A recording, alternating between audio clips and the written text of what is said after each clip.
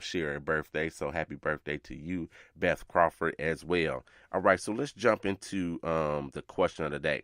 Question of the day is brought to you by Cute as a Cupcake, Cupcakery and Bake Shop, where the cupcakes are more than just cute, they're delicious. Get by Cute as a Cupcake at 2008 West 81st in Maryville, Indiana. Let them know that the 800 credit score man sent you. All right, so the question of the day comes from Jonathan. Jonathan is from Nebraska. A new listener to the show, so welcome to the show, Jonathan. New listener to the show. So, Jonathan, in a nutshell, Jonathan's question was about a medical collection. So he has a medical collection. He wants to get it removed from his credit report. He's ready and he's willing to go ahead and pay this particular collection. So his question really was, how do I get this off of my credit report?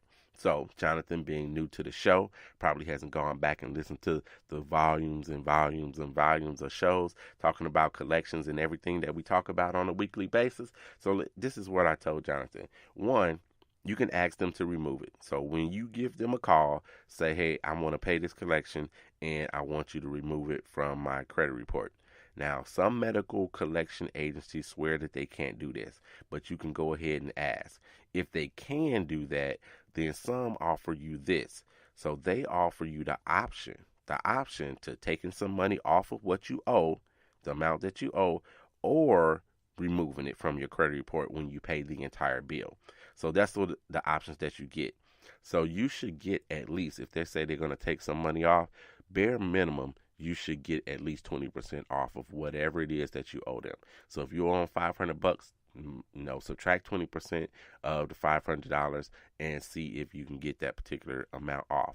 Now, I always suggest that you ask for the moon. Maybe you land among the stars. So even though I'm telling you 20%, and it's going to vary, of course, by company and by collection agency and where you fit within, how they collect. But I always say ask for the moon. So, you can ask for 50% off. You can ask for 80% off if you want, and see what they say. If they come back and say, okay, look, we'll take 20% off of this particular bill, but we won't remove it from your credit report to do so. This is one of the things that they offer. So then they may offer, if you pay the whole bill, we will remove it from your credit report. Now, typically, if it wasn't a medical collection, if it was not a medical collection, you would want them to remove it from your credit report. Period, point blank. Paying a regular collection that's not medical in nature, if you just pay it, does nothing, absolutely nothing. Listen to me now, hear me later. Does absolutely nothing at all for your credit score. So if you've got a collection, I know you're sitting out there, you want to pay it because you think it's going to help you with your credit score and all this other kind of stuff. It's not going to help you with your score. So if you've got the option to get it off of your credit report, that's what you want to do. But when it comes to medical collections, there's a difference in there. The credit bureau agencies and a couple of attorney generals got together and they deemed that just because you have a medical collection doesn't mean that you're not a good steward over your money and your credit. So what they've done is they've said that if you have a medical collection and you pay that collection, even though it stays on your credit report, they will no longer factor that collection into your score. So your score, this means that your score will absolutely go up when you pay your medical collection off, and it shows 0 on your credit report. So if you've got the option and your goal is to go ahead and get my credit score up and it's a medical collection, take the money off. You're going to save money. You're going to put money in your pocket. This show is pretty much about, helping you increase your credit scores, making you pay less interest, and thus saving you money. This is another option of saving you money. So if you owe somebody $1,000 and you get 20% off of that $1,000, that's $200 off. You pay $800. You saved yourself $200, and that $200 you can apply to something else. You can do whatever you want with it, but you saved yourself $200, almost like a sale. It's 20% off. So make sure that you do that. If you just want your credit report to look pretty, you want your credit report to look pretty, squeaky clean, like you never had an issue, and you don't mind paying the whole amount because whatever medical place you went to, they took care of you so good, and you just want to make sure they get paid, then go ahead and pay the whole thing.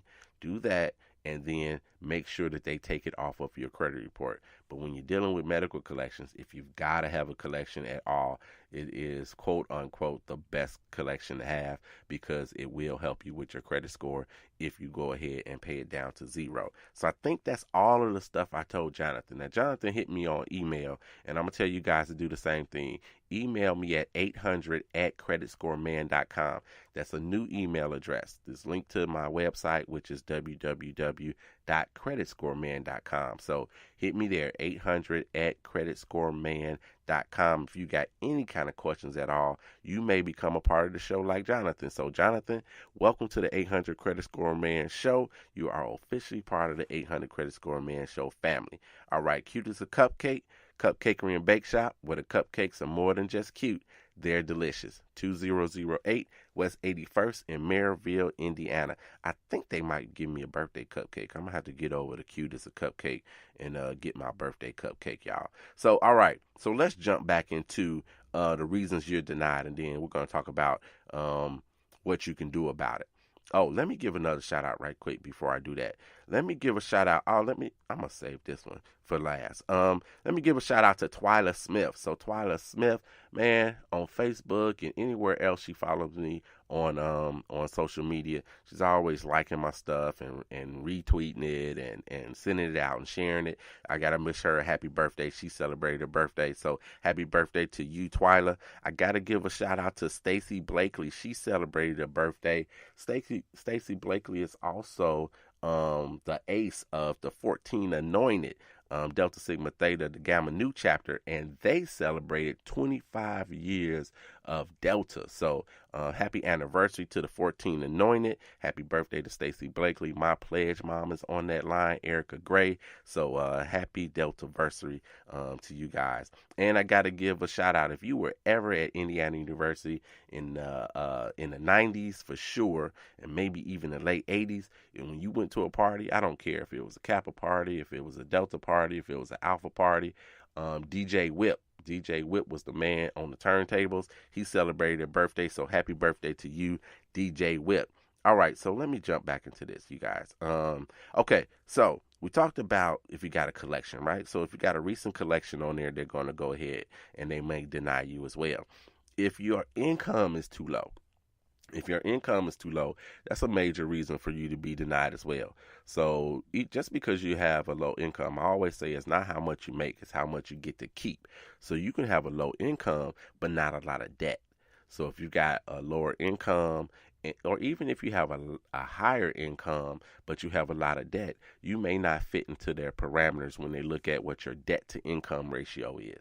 So your debt to income ratio is taking how much money you make and not off of your net, but your gross. So your gross is overall how much you make. If you make $60,000 a year, that's your gross, not what you bring home. Bring home is your net. I found it very strange that, and I can't remember his name right now, but the guy that owns Virgin Air. He found out just like, I don't know, not recently, but when he was like in his 50s or something, he didn't know the difference between gross and net when it comes to income. So just because you have a lot of money doesn't mean you know everything about finance. So they may deny you because of a lack of income as well. That's one of the reasons you could be denied. Too many inquiries.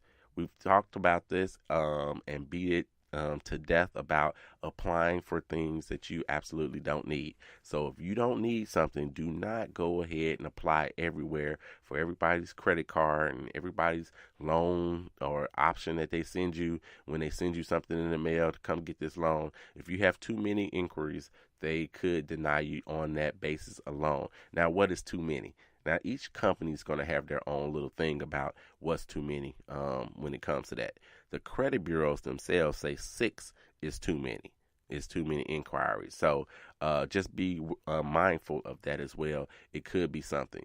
To me, this is one, again, that they just tack on, because if you got a good credit score and you make good money and you got 20 inquiries, they should not be denying you. So if you make a lot of money or you make enough money and you have a low debt to income ratio, there's no reason you should be being denied just because you have too many inquiries. So take that to account. You got to know your own situation. So if you got a low credit score and you barely make enough money to pay your bills and all of those things, you got collections on there.